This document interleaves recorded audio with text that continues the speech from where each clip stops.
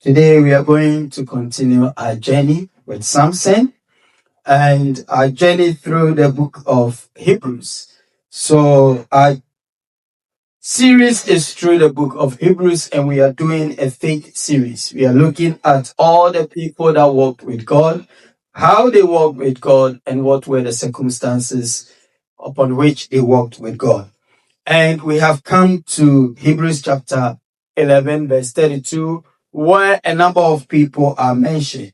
Hebrews chapter 11, verse 32 mentions of Barak, it mentions of Gideon, it mentions Samson, Jephthah, and David, and Samuel. And so what we are doing now is we are looking at these people and we are looking at their lifestyles and we are looking at why the Bible referred to them as people of faith. And now our stop is on Samson. And we are looking at the life of Samson. We have already gone through how he was born, the circumstances around his birth. And we have resolved that an angel was sent to his parents, and the angel gave his parents specific rules and specific things to do, and said that their son was going to become a Nazarite. Now, being a Nazarite is not no child play. It was a serious thing that you needed to take seriously. And it came with certain responsibilities and certain rules that you needed to abide. So Samson, throughout his entire lifetime, was supposed to live by those rules. Now, the Nazarite vow was a vow anybody could have taken, and if you took it, it will just ban you for a couple of months or a couple of duration or years, whatever that duration is for you. But for Samson, it was going to be a lifetime.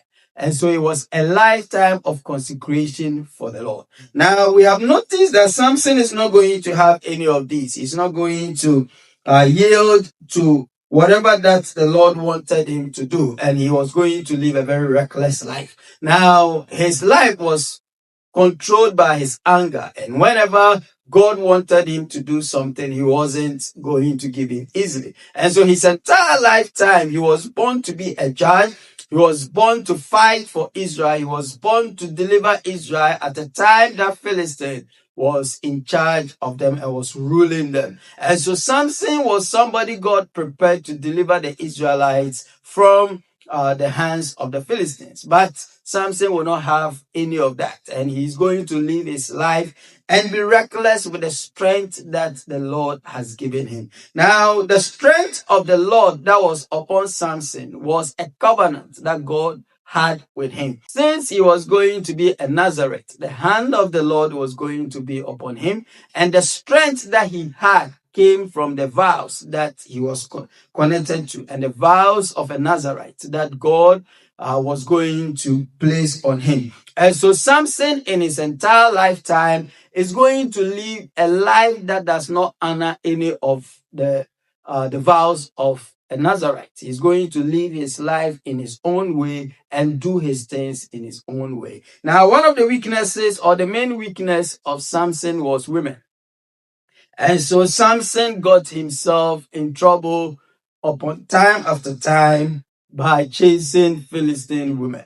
Now, the first place that he saw a woman and he wanted her was Timnah. And so he went to Timnah, he saw a woman and came to the parents and said, marry her for me. She is right for me. The parents went there, they had 7 days of feast, and then Samson got himself entangled with a riddle. He gave them a riddle that they could not resolve. And so the people came to the bride and told her that if you don't get the meaning of the riddle for us, then we are going to burn you and your father alive. Now, this was going to be an interesting time, because if she didn't get the answer out of Samson, then they are going to die. The father is going to die. The family is going to die. And so the Bible says that she pressed and she worried Samson until Samson told her the meaning of the riddle. Now, once she got the meaning of the riddle, she just ran off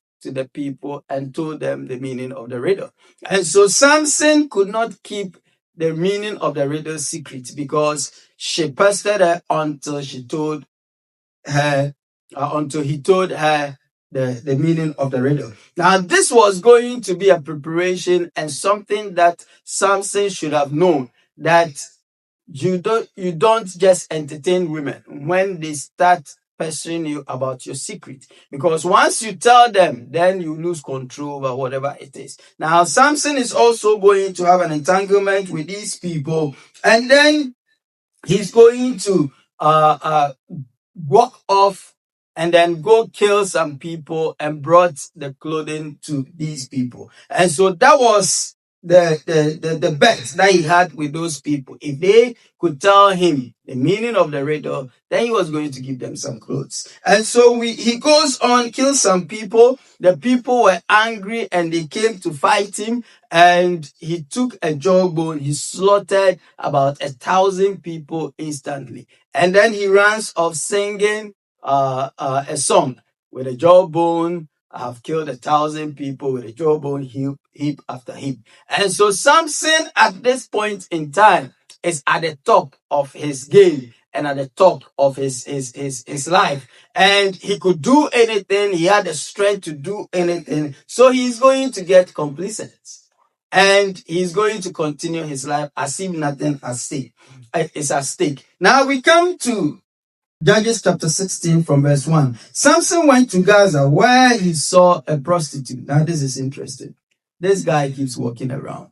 Now he goes to Gaza, a region in Philistine. Now this is a place, Gaza, that he went to, and he saw this woman. When he saw this woman, his initial instinct was to go in with her. So the Bible says that he went in to spend the night with her. The people of Gaza were told, Samson is here. So they surrounded the place and lay in wait for him all night at the city gates.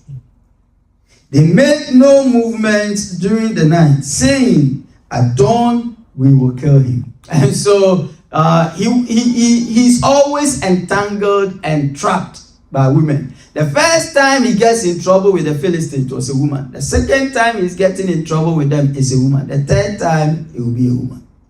So it looked as if whatever he desires, God uses as an instrument of judgment upon the Philistines. And so his life is going to continue in this cycle until it finally ends it. And so Samson then woke up, but verse 3, but Samson lay there only until middle of the night. Then he got up and took hold of the doors of the city gate, together with the two posts, and tore them loose, bar and all. He lifted them to his shoulders and carried them to the top of the hill that faces Hebron. Now, this guy is interesting. So this guy wakes up in the night, figured that he could just in the middle of the night just walk off and just go back home. And then he gets there, the doors are locked, and it looks as if he has been trapped in the city. So it was funny. Instead of getting them to open the door for him, he yanked the door by its hinges and carried the door on his shoulders. And he was trying to prove to the Philistines that he had the strength to head them, and he had the strength to take their protection away. So he carried it upon his shoulders and then walked off. And the Bible says that he walked off to Hebron. Hebron was about 32 miles away. And so this guy takes this whole gate, the city gate, which would have weighed about a ton, upon his shoulders. And then he walks kilometers. He walks miles away. And then he just throws it over the hills. Now this is just demonstrating the strength with which the Lord endowed him. He was well endowed with strength. Now, some people have said that he was probably a macho man. But if you look at the way he demonstrated strength, he would have been probably a normal person. And that is why his strength was surprising. Because if he was a macho man and he was lifting things, it would have been as if, oh, he's a macho man, so he can lift things. But the wonder with which the Bible writes about his strength, it means that he's a normal person. Just that when the Spirit of the Lord comes upon him, he gets strength that is unmatched and strength above human thinking. Strength probably above how he looked and how the strength he would have had if he didn't have the Lord upon him. And so he takes this whole thing and then throws it away, and the people's protection were taken away. And this was just to prove to them that they are not strong enough and they cannot match him. And then verse 4 says that sometime later he fell in love with a woman in the valley of Sorek, whose name was Delilah. Now, this is the woman that we know a lot, Delilah. Her name means devotee. What that means is that somebody who is devoted to the temple. And so people think of her as a devoted prostitute to the temple of the Philistines. And so this is, Dagon was the god that they had then. So this would have been a woman that would have been associated or devoted to the worship of the gods. And so Samson just walks off, go to see this woman, and then initially lusts after her. Now, this is not fairly love. You cannot use love for this. This guy is just moving around, seeing women, and just going after them. Now, the valley of Sorek was also a place that was very fertile. It was a place that they would have grown vine. So it would have been a vineyard, and there would have been a lot of vineyards in that place and a lot of farms in that place. So it's sometimes surprising to see Samson in places that you don't expect him to see him. Now, to see him in this valley, walking around this valley, means that he was probably going around graves. And this is a place that was very fertile, and up to now, this is a place that is used in growing wheat in Israel and around those Gaza area. And so he finds himself wandering around a place like this, and then he goes to see a woman. And initially, when he sees the woman, he lusts after her. Now, Samson is somebody whose appetite cannot be tamed. Now, if you're a Christian and your appetite cannot be tamed, you have a certain proclivity to do certain things, and you cannot control yourself, and your appetite cannot be controlled, this is dangerous. Because what it means is that at every point in time when you are standing on your feet, your appetite will lead you into sin.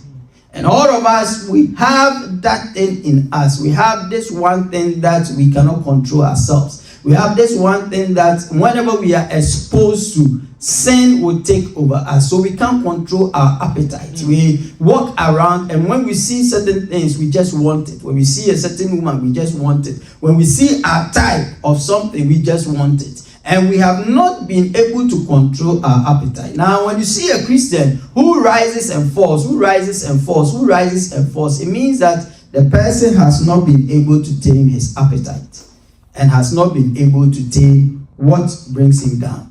And so, as Christians, we need to watch the things that we are interested in. We need to watch the things that we like. When you go on TikTok, what are the videos that you watch? When you go on YouTube, what are the videos that you watch? There are things that when it comes around, you flip on and you move on. But when you keep feeding yourself and you keep feeding on those things, then what happens is that you become weak and your defenses are gone. Samson had a weakness about certain type of women. And once he didn't control that weakness, he was always in trouble. Now, one of the things that gets to me when I read this story is how reckless that he is, and he lived his life.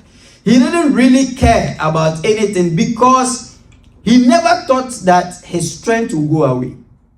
He thought that every time he called upon his strength and he wanted to do something, his strength would be there. And so he continued to make mistakes after mistakes, thinking that every time that he needed his strength would be there. Verse 5 says that the rulers of the Philistines went to her and said, "See if you can lure him into showing you the secret of his great strength and how we can overpower him, so we may tie him up and subdue him. Each one of us will give you 1,100 shekels of silver." Now, this was a lot of money. A year's wage was around 10 shekels. So if they were going to give her 11 shekels each, and they were even 1,100 shekels each, and they were even 5. These were the rulers.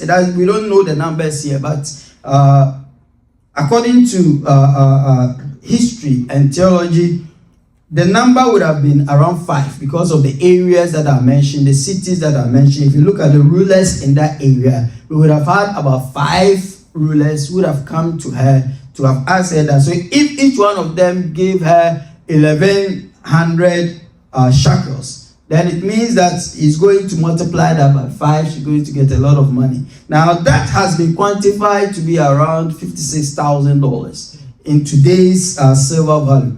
And so they were going to give her that amount of money, $56,000, for her to just disown Samson. So you go get a boyfriend, go get a husband, and then people bring money to you and say that betray him for this money. And she was going to do it. So when Samson fell in love with her, she wasn't in love with Samson.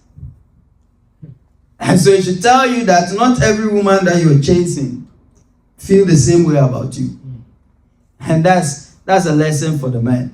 It's a lesson for the women too. Sometimes you go very crazy about somebody. You want to chase the person. When your mother tells you stop, you don't stop. When your pastor tells you stop, you don't stop. Everybody is telling you this woman is not right for you. According to you, you are crazy about the person. You have to stop one time and ask yourself, is the person also crazy about me in the same way?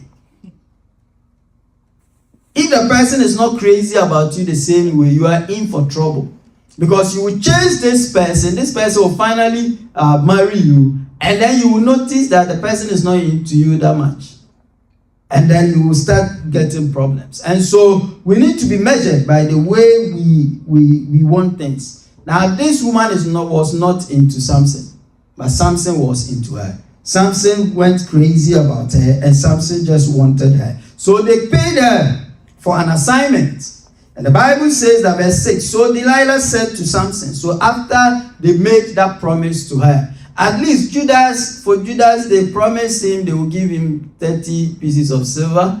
And then when the time came, he was not necessarily looking up to the money, but he wanted the opportunity to make sure he delivered on the promise. So he delivered on the promise. They brought him the money and he threw the money away. Now, this woman is not going to throw the money away. This woman is going to claim the money. And Samson was somebody that was very important to them because they wanted to bring him down. And so the assignment has started. Verse 6. So Delilah said to Samson, tell me the secret of your great strength and how you can be tied up and subdued. Samson answered her, if anyone ties me with 7 fresh down strings that have not been dried, I will become as weak as any other man. Now, so Samson was also not very much honest with the lady. And so he's going to lie to the lady anyway. And so the lady comes, the lady was straight and direct. Show me what gives you strength and what is the source of your strength. Of course, Samson is not going to tell her straight away that this was my strength. Samson is going to also play some games with her. But the problem with this is that Samson indulged the question. For some of us, there is a certain sin that when it comes straight up, we will be able to reject it. But the idea of entertaining sin is the problem. So there is this lady can bring you down, and you are interested in, and then this lady starts making advances on you. Instead of you to block that chance and make sure that you don't give her the opportunity to do that anymore, you entertain her. You entertain the cause. You entertain the test. You keep testing the person. And before you know it, the person will bring you down. Why? Because the devil is always waiting for the time that your defenses are down to strike. And so, when you are not interested in something, cut it off. When you are not interested in something, when it comes to it, cut it off. Because the moment you entertain it, the moment you are just putting your hand and wrapping yourself around it and encouraging the thing to be around you, definitely the thing is going to cause you trouble. And so Samson is going to lie to this lady and told the lady that My strength is in when you tie me with new strings. I can't break them, and then I'll be weak. So look at what happens. So from the verse 8. Then the rulers of the Philistines brought her 7 fresh bowstrings that had not been dried, and she tied him with it. So you tell the person your secret, the person acts on it and tie you up. Verse 9. With men hidden in the room. Now, I don't know what came upon Samson.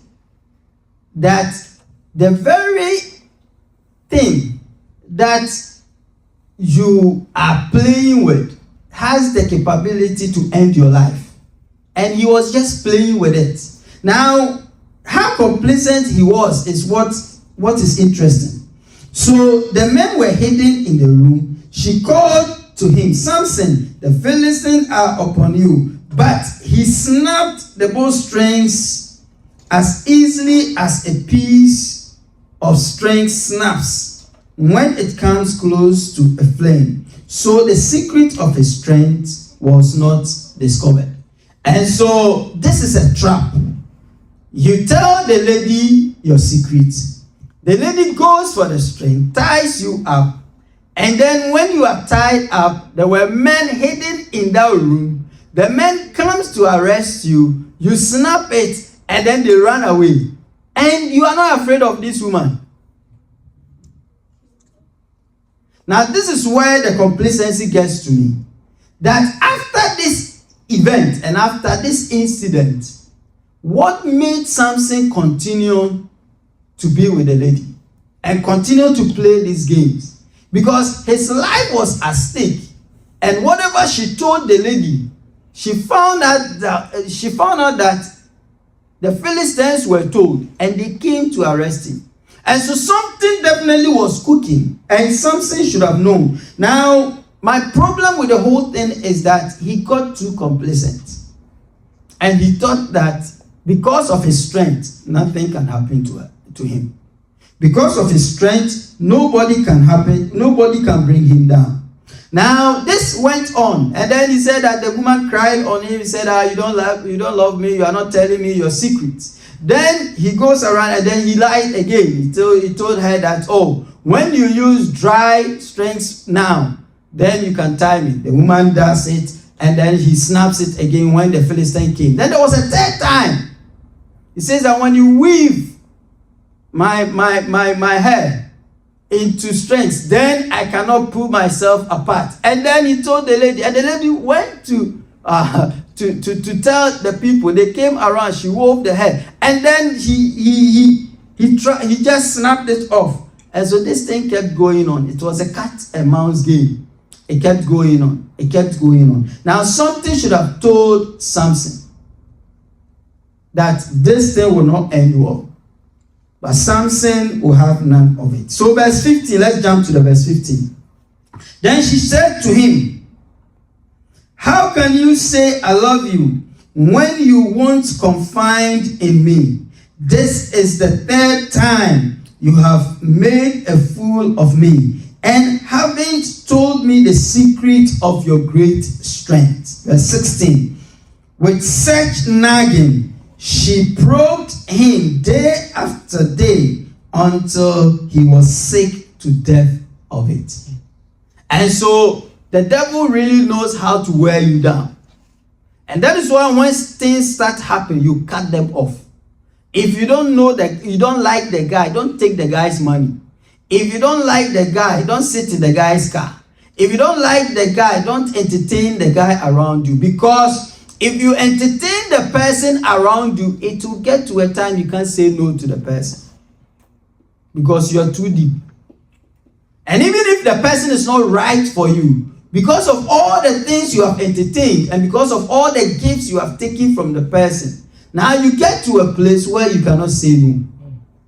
Now, the woman was successful after the third time to wear Samson down. And that is because she has been promised of money and she wanted the money. And so she was willing to do anything to bring Samson down. Verse 17. So he told her everything. No razor has ever been used on my head, he said, because I have been a Nazarite dedicated to God from my mother's womb. Now this is a secret nobody knew. And a girl that he was not married to, a girl that he saw and was just beautiful and wanted her. Now he's gotten to a place that he's willing to tell the girl all his secrets. No razor has ever been used on my head, he said, because I have been a Nazarite dedicated to God from my mother's womb. So he knew this. All along, he knew he was a Nazarite. He knew he was dedicated. He knew that he was supposed to live his life anyway. He knew that he could not live his life anyhow. But he still was living his life anyhow. And he was reckless. If my head were shaved, my strength would leave me, and I would become as weak as any other man. So what was the point telling Delilah his secret? What did he want to gain after that? That Delilah will love him more, or what? That he would just finally marry her, or what? What was the point of telling her the secret? It was because he never thought the strength would leave him. And so he was willing to just talk anyhow. He was willing to say, because he knew that as for his strength, it is given to him. Now the problem with that thinking was that there were about 3 things that a Nazarite was not supposed to do. He was not supposed to cut his hair. He was not supposed to touch carcasses. He was not supposed to be around new wine. Now, this guy had broken all of those laws. Now, whenever somebody was about to stop being a Nazarite, the first thing the person did was to cut his hair. His hair was a public demonstration to everyone that this person is consecrated for the Lord. Now, Samson's strength was not in his hair. Samson's strength was in the vow. And so all his life, he had broken all the vows. The last vow that was still intact was his hair. And so when it came to this point that his hair was taken off, and his hair was made up of 7 blades, perfection. His life was, everything was about perfection. And so at this point in time, when his hair was shaved off, was the completion of renouncing the vow of the Nazarite and the vow of his consecration. So his strength was not in the hair. His strength was in the vow. And so when he finally shaved off his hair, he got rid of the public declaration of his consecration. And that is where his strength left him. And that is where the Lord left him, because he completely now abused the vow. And by shaving his hair, it meant that he has ended the vow of the Nazarite. And he's no longer consecrated to the Lord. And that was the point the Lord left him. And this is very interesting, because verse 18 says that when Delilah saw that he had told her everything, she sent word to the rulers of the Philistines, come back once more. He has told me everything. So the rulers of the Philistines returned with the silver in their hands. After putting him to sleep on her lap, she called for someone to shave off the 7 blades of his hair, and so began to subdue him, and his strength left him. So by shaving the hair, he had already declared that he has ended his period of the Nazarite. And so now he's an ordinary person. And at that moment, his strength left him. The vow that he had made to the Lord, he has successfully broken all of it. You know, it wasn't just here. You remember he went through the bush, fought with the lion, killed the lion, and touched a carcass. You remember when he was going back to Timnah, he passed through the same place and scooped honey from the carcass. He broke that rule. Remember, he was not supposed to drink. He was holding feast for his companions and drinking and abusing. That was the second strike. And then, on top of that, he got to a time where he shaved his hair off. And remember, he lived a very sinful life. This is a guy who will see a prostitute and just go with her. This is a guy who will just go see a woman and just want to sleep with her. So there was nothing consecrated about him. He successfully broke everything that made him special until this point. So at this point was the peak of breaking all the vows. And so once Delilah successfully put his head on the laps, watch the head, where you put your head. Watch where you put your head. You cannot be putting your head at places. You cannot be putting your head on the chest of people. You cannot be putting your head on the bum bum of a woman. You cannot be putting your head on the thighs of a woman. Every time you put your head there, be careful your vows are intact. Because by the time you wake up, you will move from a hero to nothing, to the hero. You move from a hero to zero just by where you put your head. The guy was successfully sleeping and was gone. And his 7 blades, which were, I like this guy. I like everything about this guy. His blades were even a symbol. 7 is a word of perfection. It's a number of perfection. So his blades were even 7, full perfection. So his life, his mother would have really done a good job on her. His mother made sure, the parents made sure he was well groomed for this position. But this guy lived his life anyway and didn't cherish any of those things. So when the blades came down, he completed his vow of the Nazarite. And so the Lord left him. His strength was gone. He awoke from his sleep and thought, I will go out as before and shake myself free. But he did not know that the Lord had left him. Now, this is a dangerous place for any man to come to. You see, that is why a prophet and the pastors cannot say they are powerful. When a pastor says that I am powerful, today there will be healing in this place, and I'll stretch my hand, people will fall down and there will be healing, that person is just being arrogant. Because true power does not belong to you. It belongs to Christ and it belongs to God. God decides when to heal people. God decides when not to heal people. God decides when to do a miracle. God decides when not to do a miracle.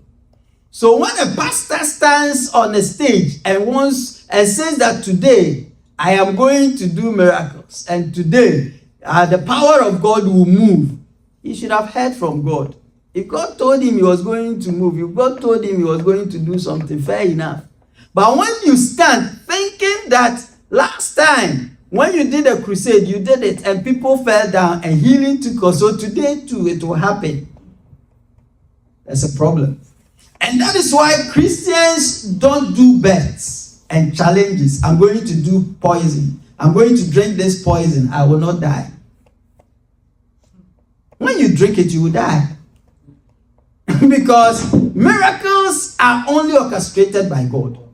It is only God that has the power to say that this miracle will happen or not. At the time that you think that you are going to shake things off and you're going to do miracles, you will not know that at that time God has left you. And so God is the only decider of miracles. And so this guy got up and he thought that I'm going to get the strength to shake people off. Little did he know that the Lord has left him. And that is why you cannot take grace for granted. When a pastor is being powerful and God has blessed the person and gifted the person, and the person's lifestyle is not right, he's doing church, he's preaching, the power of God is moving all over the place, but after that he goes to sleep with girls, leave that person. Just leave the person. A day will come that he will see none of that power in his ministry. And that is the point where they visit lesser gods and they go for power. Why? Because the power has left them. So they have to substitute God's power for another power. And that is something we all have to be careful about. The fact that God is demonstrating miracles in our life, we can't take him for granted. The fact that when we commit sin, his grace is still available for us. We cannot take him for granted. There are a couple of times that the Lord left people and the glory of God departed from people. And let's look at Ezekiel chapter 10, verse 18. Then the glory of the Lord departed from the threshold of the temple. A whole church, a whole temple. This is the first temple. The temple that when Solomon built and dedicated to the Lord, the power of God and the glory of the Lord descended upon the temple so much that the priests could not stay in to do their work and they had to go out. And there was so much power and so much presence of the Lord upon this temple. It got to a time that glory departed.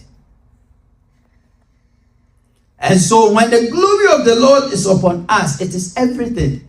When the glory of the Lord is upon us, it is what gives us strength. At any point in time, when we think we have strength and when we think that we can do things on our own, we have to be careful, because the strength that we operate with and the power that we operate with and the wisdom we operate with is coming from the Lord.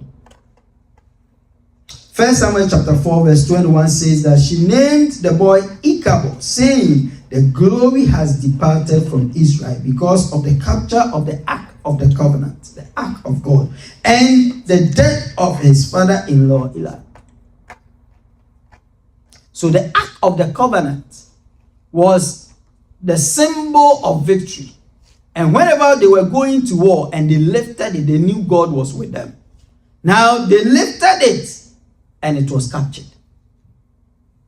This was the ark that if you touch it and you are not right, you die. When you touch it and you don't touch it right, you are not a Levian, you touch it, you die. That ark was captured and nothing happened to them. It's telling you that the presence of God and the glory of God is everything upon us. And we have to be careful how we live our lives. Now, the last scripture that I will use today is 2 Thessalonians chapter 1 verse 8 to 9. He will punish those who do not know God and do not obey the gospel of our Lord Jesus. Verse 9.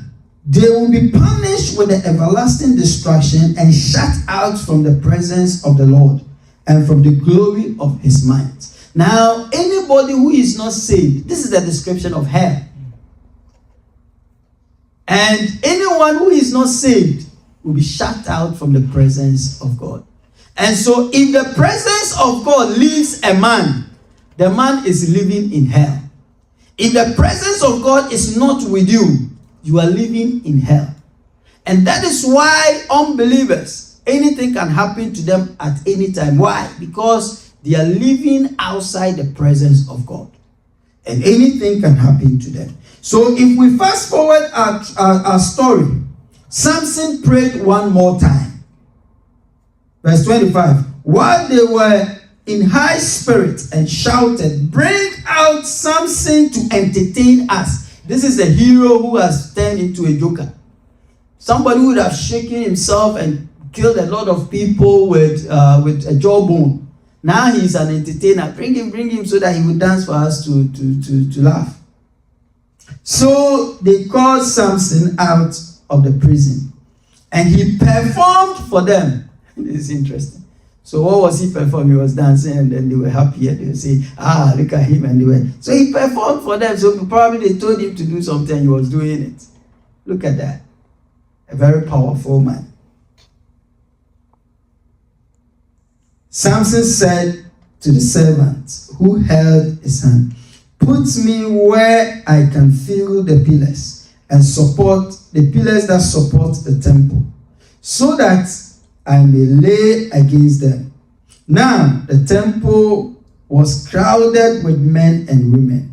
All the rulers of the Philistines were there, and on the roof were about 3,000 men and women watching Samson perform.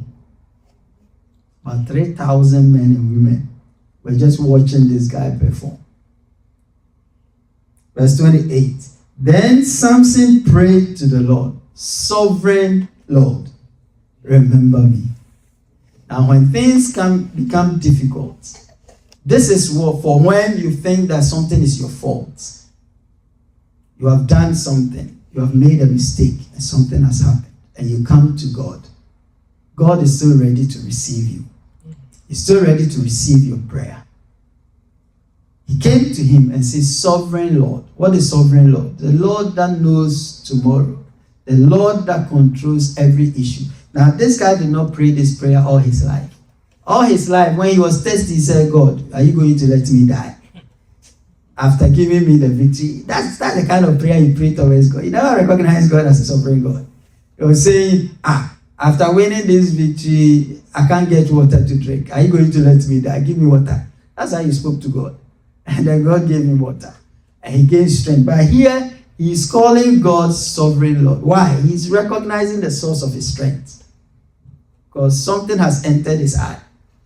Now he has come to know that is where his strength. Be careful. When everything is working for you, your business is working, your kids are having health, your husband is working well, everything in the house is going on well, there is money in the house, God is giving you opportunities. Be careful where you think your strength is coming from.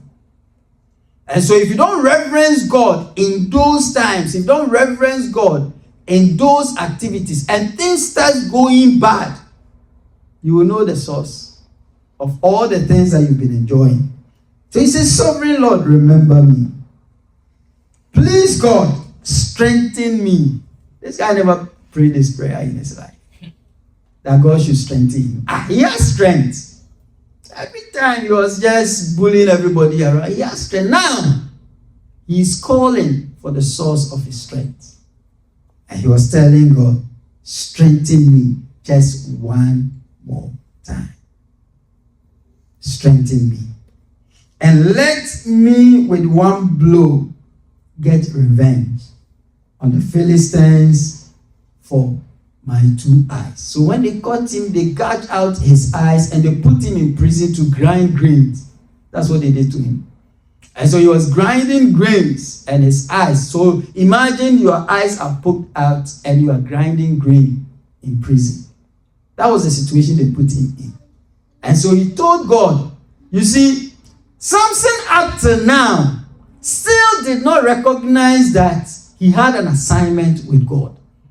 He wanted revenge for his eyes. He was not willing to do what God wanted him to do. So even in this prayer, he was asking for selfish things. He was asking for what to benefit him. And he was asking for revenge for his 2 eyes. Then Samson raged towards the 2 central pillars on which the temple stood, braced himself against them, his right hand on the one and his left hand on the other. Samson said, "Let me die with the Philistines." Then he pushed with all his might, and down came the temple on the rulers and all the people in it. Thus he killed many more when he died than while he lived. And so his parents and his brothers came and carried him and went to bury him. And that was the end of somebody who God could have used for many years. Let's rise up to our feet.